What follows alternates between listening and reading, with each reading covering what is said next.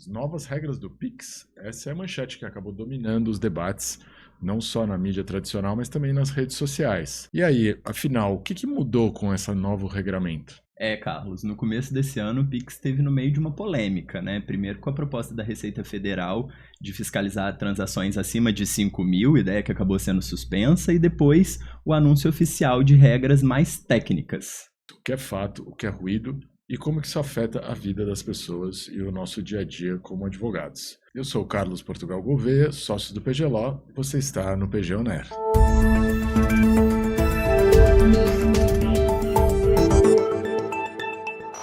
E para nos ajudar a separar o joio do trigo nas novas regras do Pix, nós temos hoje conosco João Paulo Guerra, que é advogado do PG Law e é doutorando em Direito Comercial na Faculdade de Direito da USP, desenvolvendo a tese justamente sobre o Pix.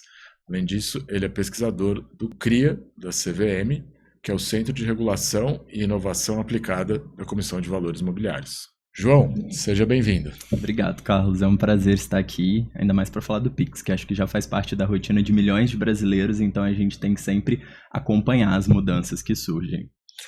João, então vamos direto ao ponto, porque acho que as pessoas estão muito curiosas, né? Então o Banco Central anunciou essas novas regras sobre o Pix. Então o que realmente mudou? A mudança veio com a resolução do Banco Central 457 desse ano de 2025. Ela foi anunciada em março, mas a vigência dela vai ser um pouco escalonada, a gente pode falar um pouco disso mais para frente, mas elas estão focadas nas chaves Pix. As chaves Pix são justamente aqueles códigos por meio do qual as transferências vão ser realizadas. E a principal mudança é que chaves Pix vinculadas a um CPF ou um CNPJ com cadastro irregular, elas vão ser excluídas. E aí isso a princípio levantou bastante polêmica, mas a gente vai explicar que na verdade isso é uma medida de segurança para evitar fraude, evitar Pix no nome de pessoas já falecidas, por exemplo. E além disso, a resolução ainda trouxe algumas alterações. Por exemplo, a chave Pix do tipo e-mail, elas não podem ser mais reivindicadas por terceiros. A gente também pode falar isso em mais detalhes, mas basicamente um terceiro não vai poder simplesmente falar que aquela chave é dele. E as chaves aleatórias, elas não podem ser mais alteradas. Em linhas gerais, as principais mudanças foram essas. Ô João, não sei, não tô nem achando isso polêmico, porque eu tô tão feliz só com a perspectiva de que eventualmente diminua o número de gente pedindo pra minha mãe fazer Pix pra me ajudar, né? É uma coisa realmente muito irritante, acho que todo mundo tem sofrido com isso, infelizmente, né? Mas vamos ver aqui, como é que funciona mesmo essa questão do cadastro irregular, né? Porque a chave Pix ela vai ser excluída, por exemplo, se a pessoa não estiver pagando imposto, né? Como é que vai ser tratado isso, segundo as informações do Banco Central? A polêmica veio justamente nesse ponto. Muitas pessoas começaram a dizer que seria isso, que quem tivesse com dívida, quem não tivesse declarado imposto de renda, quem tivesse devendo ou com nome sujo, a pessoa não poderia mais fazer Pix.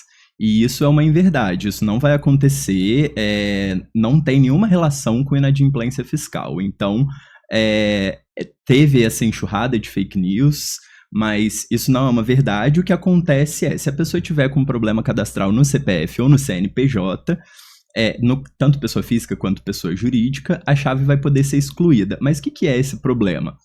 O CPF, ele pode estar de algumas formas. Ele pode estar regular, que aí não vai ter problema nenhum, a vida continua, ou ele pode estar irregular de algumas formas. Ele pode estar suspenso, que é geralmente quando tem alguma informação incorreta ou incompleta na receita, e aí basta que a pessoa corrija essa informação ou apresente essa informação. Isso pode ser feito no portal online da Receita, o ECAC. Ele pode ter sido cancelado, o CPF da pessoa. Isso acontece geralmente quando tem 2 CPFs para uma mesma pessoa ou algum caso de uma decisão judicial, então ele vai ser cancelado. Ele pode ser nulo em casos de fraude ou de erro da Receita, e se a pessoa já tiver falecido, o CPF dela, ele vai estar numa situação irregular.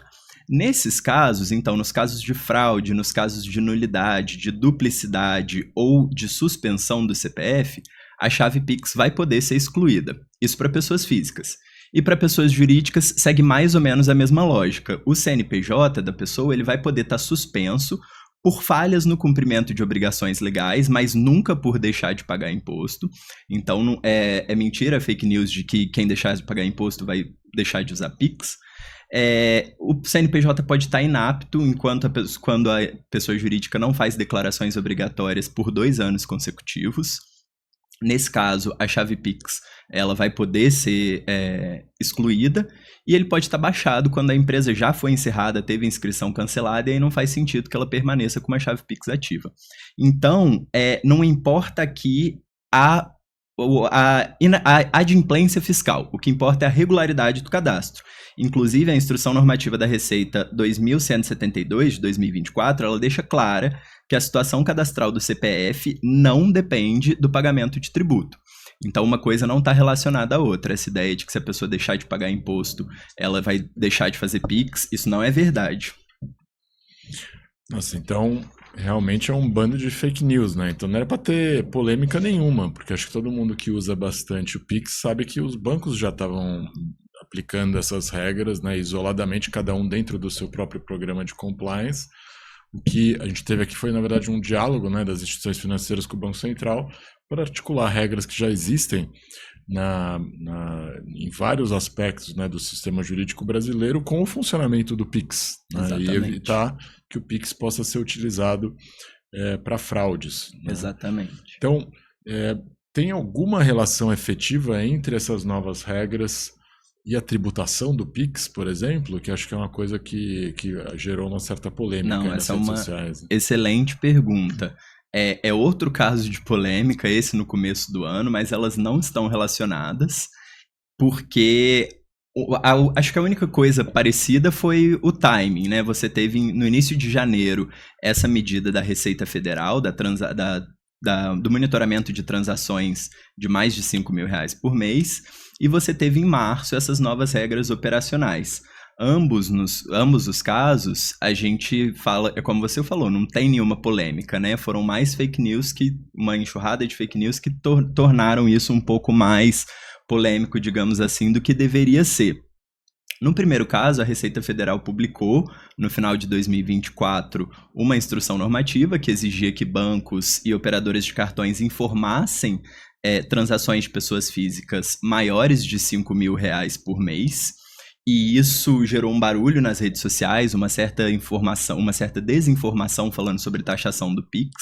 E é importante a gente reforçar que não tem taxação do Pix, não teve, não teria e não vai ter para pessoas físicas. E, inclusive, esse ruído foi tão grande que o governo federal voltou atrás dessa instrução normativa da Receita e acabou publicando a medida provisória número 1288 de 2025, que essa diz expressamente que não pode ter qualquer tipo de tributação sobre o Pix para pessoas físicas, qualquer tipo de taxa ou contribuição sobre o uso do Pix. A MP ela também é interessante porque ela proíbe a cobrança de valores quando forem pagos via Pix a mais. Então, o que estava acontecendo é que muitas pessoas começaram a cobrar um pouco a mais caso a pessoa fosse pagar por Pix, e isso foi proibido. Mas ela não está relacionada a essa nova mudança do Banco Central. Essa nova resolução do Banco Central é uma coisa à parte.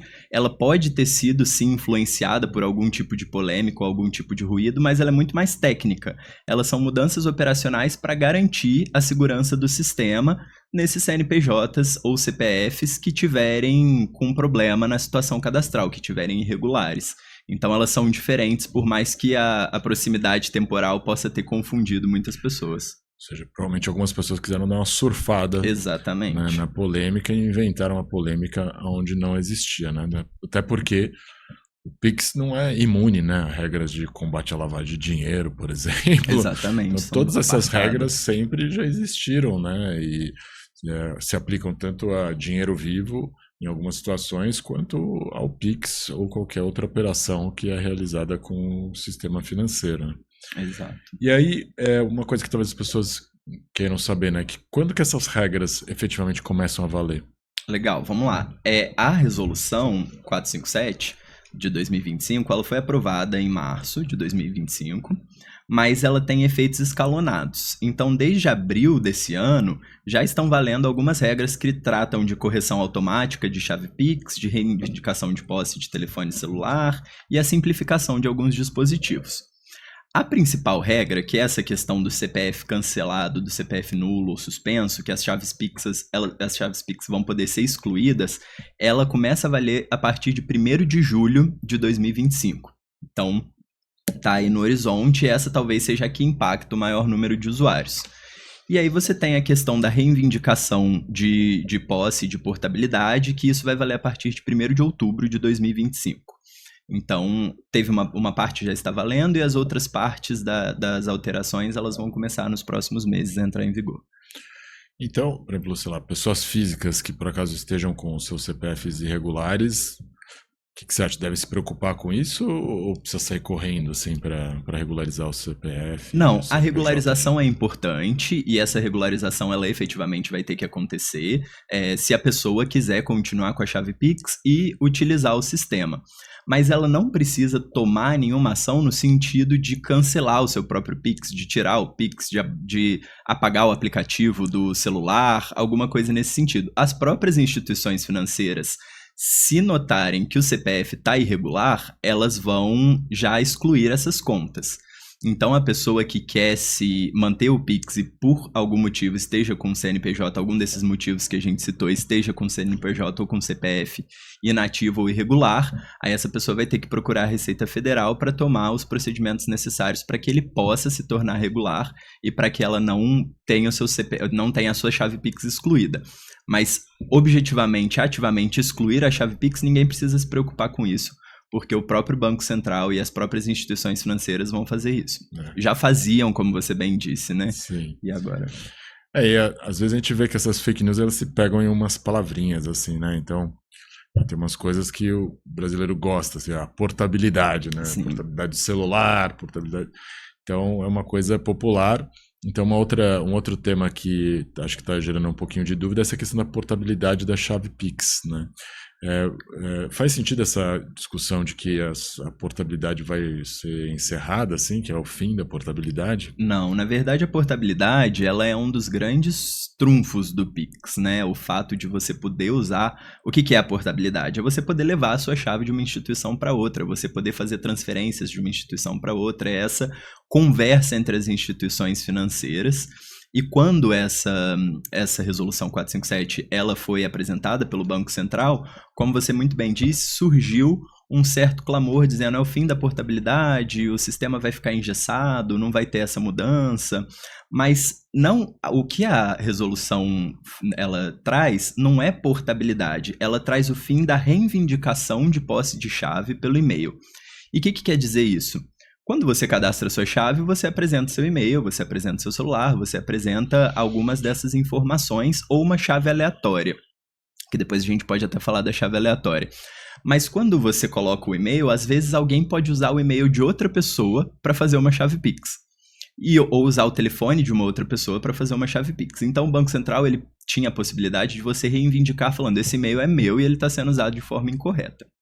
Só que o que acontecia é que as pessoas usavam essa ferramenta para reivindicar e-mails que não eram dela, por exemplo. Então uma pessoa falava, o e-mail do Carlos é meu, ou esse celular que é do Carlos é meu, para tentar usar a chave de alguém para fazer alguma fraude ou para aplicar algum golpe. No celular, essa funcionalidade faz sentido porque a gente troca o celular sempre, às vezes perde um celular ou tem um modelo novo, pega um novo número, então reivindicar um outro número dizendo que é seu faz sentido.